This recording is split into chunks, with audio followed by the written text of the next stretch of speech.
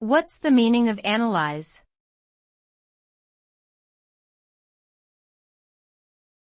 Analyze.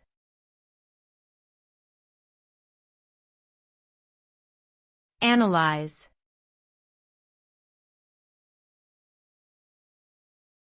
Analyze.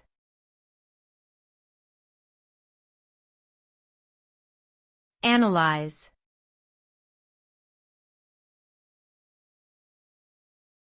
Analyze.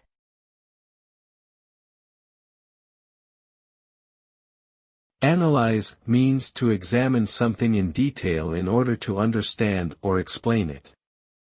The result of analysis is often a deeper understanding of the object or situation being studied, including its various components, relationships, and potential implications.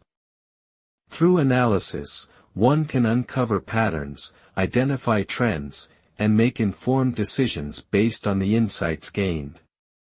Analysis can be applied to a wide range of fields and subjects, including data, literature, financial markets, and scientific research, among others. Ultimately, the goal of analysis is to gain greater knowledge and insight into the subject at hand.